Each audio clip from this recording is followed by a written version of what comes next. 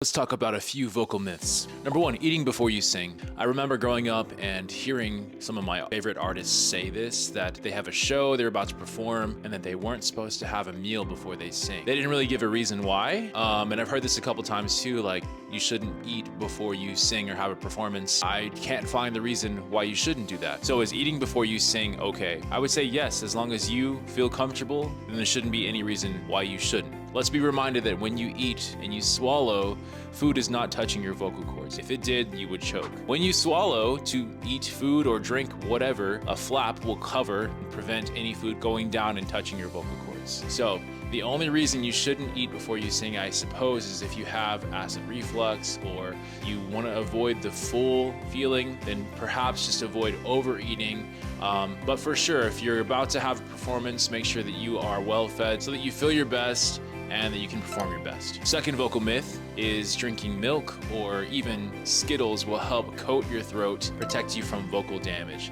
So I heard about this one mainly when I was younger and we were into the screaming and emo scene, and they would say, well, if you're gonna be a screamer in the band, then make sure you drink lots of milk and Skittles because it's gonna coat your vocal cords and protect them from hurting themselves. So again, the food, the water, the milk, the Skittles, whatever it may be, is not actually touching your vocal cords. It's not helping thicken any mucus or anything like that in your vocal cords. Again, if you drank water or you drank milk and it did touch your vocal cords, you would be choking. Feel free to have milk and Skittles if that's what you have in your diet, but it's not going to change your voice in any form or fashion.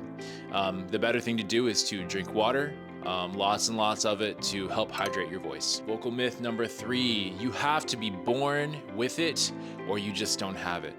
Singers are only born, they're not created. If you weren't born from a singing family and you weren't born with the correct vocal cords, then you are just not going to be able to sing ever in your life. So this is not true. Anyone can be taught to sing. Some people are born and they do have a easier ability to do vocal runs, or they're born to be just a little bit more musically inclined, so they pick up things faster. But that doesn't mean that they are the best of all time. A talented person with no practice is not going to matter as much as someone who puts in the hard work and practices and finds a coach and puts in the time and effort to improve their voice. If you were ever told that you were born without a talent and you can't sing, please know that that was a lie, and you can very well most certainly be taught to sing. Another vocal myth we have is being tone deaf. Oh, I can't sing, I'm tone deaf. Oh, you shouldn't sing, I think you're tone deaf.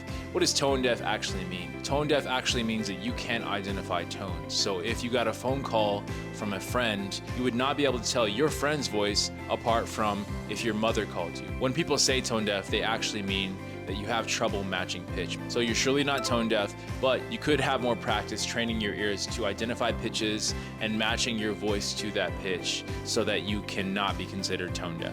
Give me a follow if you're looking for voice lessons, vocal coachings, or if you want feedback on any of your singing. I'd love to hear it.